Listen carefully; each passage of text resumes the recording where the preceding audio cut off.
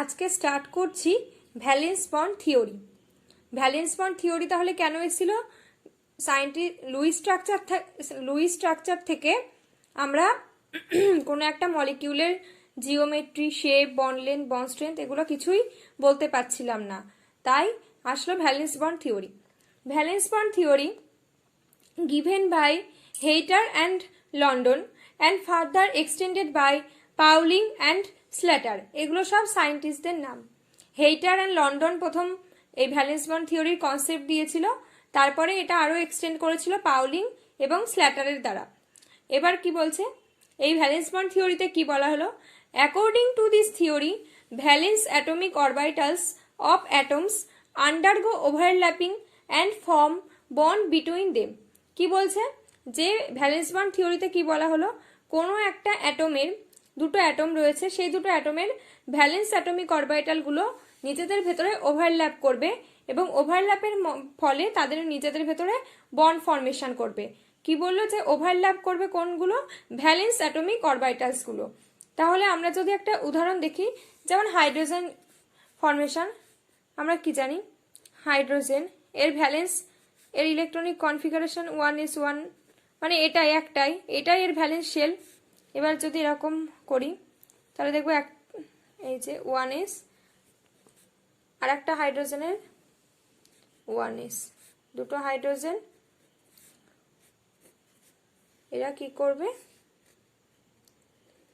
নিজেদের মধ্যে ওভারল্যাপ করলো। হ্যাঁ, ছোট বড় হয়ে গেল, যাই হোক, নিজেদের ভেতরে ওভারল্যাপ করলো করে 1s hydrogen.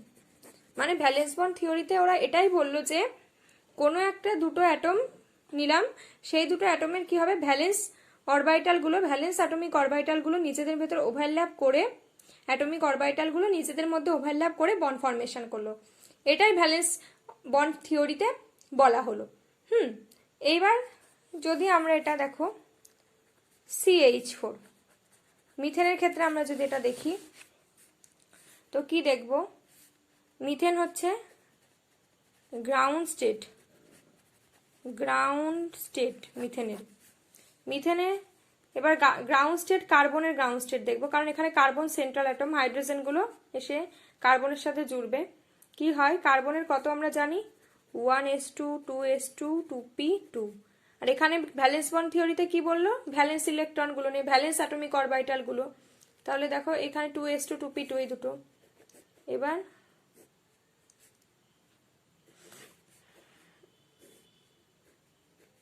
Two S two 2p2 2s2p, চারটে ইলেকট্রন হয়ে গেল।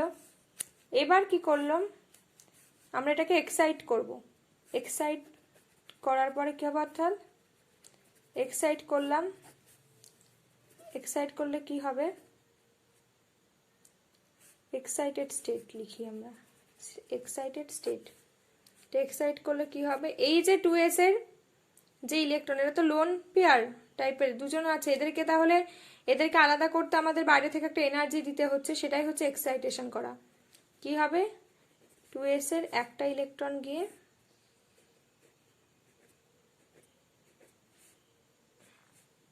টুপিতে ঢুকবে, 2s 2p, এই হয়ে গেল এক্সাইটেশন।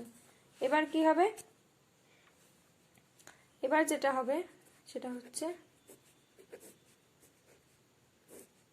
আমরা কি জানি, বড় হয়ে গেল একটু, আমরা কি জানি যে কোভ্যালেন্ট ফর্ম মানে কি হয়?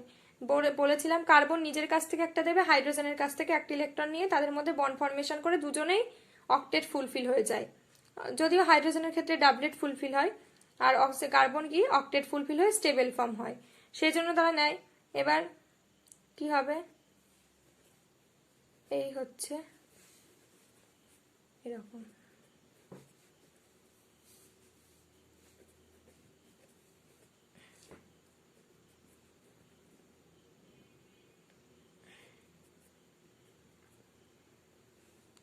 কি হলো এখানে এটাই হলো যে এই যে কার্বনের এই যে চারটে ইলেকট্রন, এবার এরা কি করলো? এই কার্বন চারটে হাইড্রোজেনের সঙ্গে চারটে হাইড্রোজেন আসলো, দিয়ে প্রত্যেকে নিজের একটা করে ইলেকট্রন, প্রতিটা হাইড্রোজেনের একটা করে ইলেকট্রন আছে, এও একটা ইলেকট্রন শেয়ার করলো, আর এই ঘর থেকে একটা ইলেকট্রন শেয়ার হলো, হয়ে বন্ড ফর্মেশন করলো, কোভ্যালেন্ট বন্ড। এইভাবে 4টে হাইড্রোজেন জুড়লো 4টে ঘরে, জুড়ে দেখো কার্বনের 1 2 3 4 5 6 7 8 8টা ইলেকট্রন হয়ে গেল। আবার হাইড্রোজেনেরও কি হলো, হাইড্রোজেনেরও প্রতিটা হাইড্রোজেনের 1 2 হয়ে গেল, একটা বন্ড মানে দুটো ইলেকট্রন, একটা বন্ড মানে দুটো ইলেকট্রন, সেও স্টেবল হয়ে গেল, কার্বনের স্টেবল হয়ে গেল। তো এই জন্য এখানে টোটাল কি হলো, 8টা ইলেকট্রন হয়ে গেল। তো ভ্যালেন্স বন্ড হলো, ঠিক আছে, ভ্যালেন্স বন্ড এটা বললো যে এরকম হবে। এবার দেখো একটা জিনিস, এটা কিন্তু 2s, আর এইটা হচ্ছে এই 3টে হাইড্রোজেন 2p। তাহলে কি হচ্ছে এদের, দেখো ক্যারেক্ট কি হচ্ছে, বলছে যে এই যে হাইড্রোজেন কি হয় s, তাহলে এইখানে আমরা কি বলতে পারি, এখানে আমরা বলতে পারি 1s 2s ওভারল্যাপ হয়েছে, আর এখানে আমরা কি বলতে পারি sp ওভারল্যাপ হয়েছে, sp ওভারল্যাপ হয়েছে। কারণ কি, এখানে হাইড্রোজেন, দেখো এখানে হাইড্রোজেনের আমরা জানি 1s থাকে, এখানে কি হচ্ছে, এটা এটা এই ঘরটা 2s এর ঘর, তার মানে ss ওভারল্যাপ, আর এখানে কি sp ওভারল্যাপ হলো। তাহলে এটা হচ্ছে ss ওভারল্যাপ, আর এটা হচ্ছে sp ওভারল্যাপ।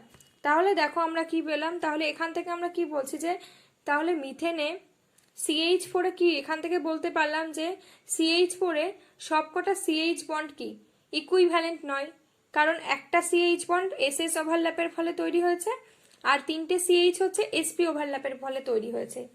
তাহলে এরা তো ইকুইভ্যালেন্ট হলো না। তাহলে এটা কি, এটা আবার কিভাবে বুঝবো, দেখো এখানে এটা বলছে যে thus in CH4 there should be 2 type of CH bond. তাহলে এখানে দুটো টাইপের CH বন্ড রয়েছে, 2 টাইপস। একটা CH বন্ড SS ওভারল্যাপের ফলে তৈরি হয়েছে, আর 3টে CH বন্ড sp ওভারল্যাপের ফলে তৈরি হয়েছে। আর একটা যেটা দেখো এখানে কি হয়েছে, এগুলো তো পিওর পি অরবিটাল, কার্বনের পিওর পি অরবিটাল। এবার আমরা কি জানি, কার্বনের পিওর পি অরবিটাল মানে এরা একে অপরের সাথে 90 ডিগ্রি অ্যাঙ্গেল করে থাকে। তাহলে আমরা কি বলতে পারি যে HCH এই বন্ড অ্যাঙ্গেলের মান হচ্ছে 90 ডিগ্রি, যেহেতু pure P orbital participate in bonding, মানে এখানে এগুলো সব পিওর পি অরবিটাল, এরা বন্ডিং এ পার্টিসিপেট করছে, পিওর পি অরবিটাল, তাই হচ্ছে 90 ডিগ্রি আমরা জানি, সেই কারণ হচ্ছে 90 ডিগ্রি। CH বন্ড মানে এই যে এরকম হবে, যদি কার্বনের একটা পি অরবিটাল এমন থাকে আর একটা পি অরবিটাল থাকবে এরম, এর সাথে 90 ডিগ্রি অ্যাঙ্গেল। আর এখানে কি একটা হাইড্রোজেন জুড়ছে, এখানে একটা হাইড্রোজেন জুড়ছে, এদের ভেতর অ্যাঙ্গেল কি 90 ডিগ্রি, বোঝা গেল। এটা হচ্ছে কার্বন, আর একটা অরবিটালও আছে এদের সাথে এমনভাবে পারপেন্ডিকুলার করে এই দিকে, ঠিক আছে। এবার আমরা যদি এটা দেখাই, দুটো নিয়ে বোঝানোর জন্য দুটো দেখলাম, এটাও একটা পি অরবিটাল, এটাও একটা পি অরবিটাল কার্বনের, এটাও একটা পি অরবিটাল, এটাও একটা পি অরবিটাল কার্বনের। এবার এই একটা পি অরবিটালের সাথে হাইড্রোজেন, আর একটা পি অরবিটালের সাথে হাইড্রোজেন। তাহলে দেখো HC, এখানে একটা কার্বন রয়েছে, মানে কার্বনের অরবিটাল পিকচারটাই তো আঁকলাম, কার্বনের অরবিটালটাই তো আঁকলাম এখানে, পিওর পি অরবিটাল HCH, এদের মধ্যে বন্ড অ্যাঙ্গেল কি 90 ডিগ্রি, কারণ আমরা কি জানি প্রতিটা পিওর পি অরবিটালের মধ্যে বন্ড অ্যাঙ্গেল থাকে হচ্ছে কি 90 ডিগ্রি। পি অরবিটাল মানে এই যে এরকম দেখতে হবে, একটা প্লাস থাকে একটা মাইনাস থাকে এরকম, এগুলো তো পি অরবিটাল, এগুলোই হচ্ছে পি অরবিটাল। আর এস অরবিটাল কেমন হয়, এই যে এরকম হয়, পুরোটাই প্লাস দিয়ে থাকবে কিংবা পুরোটাই মাইনাস দিয়ে থাকবে, এগুলো কি হয় এস অরবিটাল, অর্থাৎ ডিরেকশনাল, সরি ভুল বললাম। তো এই হচ্ছে পি, এই গেল এস অরবিটাল, আর এই হচ্ছে পি অরবিটাল। যাই হোক, এইগুলো হচ্ছে তাহলে পি অরবিটালের মধ্যে 90 ডিগ্রি, তাই HCH বন্ড অ্যাঙ্গেল হলো 90 ডিগ্রি। কিন্তু এক্সপেরিমেন্ট বললো অন্য কথা, যখন এক্সপেরিমেন্ট করা গেল দেখা গেল এই HCH বন্ড অ্যাঙ্গেলের ভ্যালু বেরিয়েছে 109.5 ডিগ্রি।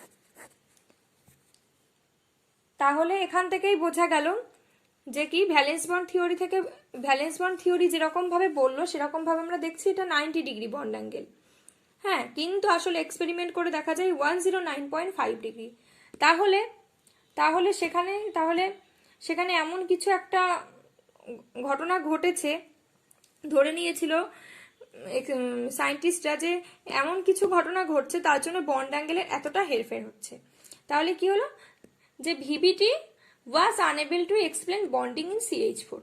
মানে এই ভ্যালেন্স বন্ড থিওরি, প্রথম যে ভ্যালেন্স বন্ড থিওরির কনসেপ্টটা এসছিল একদম ফার্স্ট, হেইটার বললাম, ওই হেইটার আর কে, হেইটার হচ্ছে আর লন্ডন যে ভ্যালেন্স বন্ড থিওরি কনসেপ্টটা প্রথম দিল, তারপরে হচ্ছে দিয়েছিলেন, এটাকে এক্সটেন্ড করেছিল পাউলি আর স্ল্যাটার। তো এই যে একদম ফার্স্টে যে ভ্যালেন্স বন্ড থিওরি কনসেপ্টটা দেওয়া হলো, সেটা কি দেখা গেল না, সেটা এক্সপ্লেন করতে পারলো না। আমরা জাস্ট CH4 একটা এক্সাম্পল দিয়ে বোঝালাম। তো এই CH4 নিয়ে হয়তো কাজ করেছিল। তো এই CH4 নিয়ে তার জন্য বোঝানো হলো যে কি দেখালো, যে ওদের বন্ড অ্যাঙ্গেলটা ঠিকঠাক ব্যাখ্যা করতে পারলো না। তো এখানে আমাদের বুঝে নিতে হলো যে সেখানে হয়তো অন্য কোনো কনসেপ্ট আছে বা অন্য কোনো থিওরি এখানে কাজ করছে। তখন কি হলো, তখন তখন যেটা হলো সেটা হচ্ছে হাইব্রিডাইজেশন কনসেপ্টটা এখানেই এলো। ফার্স্ট কি হলো, লুইস পারলো না, লুইস চলে গেল। তারপরে কি হলো, ভ্যালেন্স বন্ড থিওরি দিল। সেই ভ্যালেন্স বন্ড থিওরির আন্ডারে প্রথম যে কনসেপ্টটা দিয়েছিল সেটাও মানে CH4 এর বন্ড অ্যাঙ্গেলের ব্যাখ্যাটা ঠিকঠাক করতে পারলো না, এক্সপেরিমেন্টালি অন্যরকম বেরোলো। তখন কি হলো, তখন সায়েন্টিস্ট পাউলি কি করেছিল, হাইব্রিডাইজেশনের কনসেপ্ট দিয়েছিল। আর এই হাইব্রিডাইজেশন কনসেপ্ট, এটা একটা হাইপোথেটিক্যাল কনসেপ্ট, এটা কোনো এক্সপেরিমেন্টাল কনসেপ্ট নয়। হাইব্রিডাইজেশন কনসেপ্টটা পাউলি ধরে নিয়েছিল যে হয়তো এরকম হয়, সেই কারণেই বন্ড অ্যাঙ্গেলের এটা হেরফের হয়।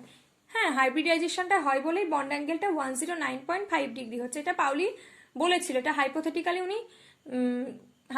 উনি ধরেছিলেন, এবং ধরে সেটা প্রমাণ করে বুঝিয়েছিলেন যে না, এই ঘটনাটা হয় বলে এখানে বন্ড অ্যাঙ্গেলটা 109.5 ডিগ্রি হচ্ছে। তাহলে এবার আমরা পড়বো যে হাইব্রিডাইজেশনটা কি জিনিস। তাহলে দেখো, ভ্যালেন্স বন্ড থিওরিও প্রথমে এলো, তারপর প্রথমে যে ভ্যালেন্স বন্ড থিওরি যেটা দিল সেটাও হচ্ছে ঠিকঠাক ব্যাখ্যা করতে পারলো না বন্ড অ্যাঙ্গেল। তখন এই ভ্যালেন্স বন্ড থিওরির আন্ডারে কি এলো, হাইব্রিডাইজেশন কনসেপ্ট, বিজ্ঞানী সায়েন্টিস্ট পাউলি দিল হাইব্রিডাইজেশন কনসেপ্ট। এবার আমরা দেখব এই হাইব্রিডাইজেশন কনসেপ্টটা কি জিনিস। হাইব্রিডাইজেশন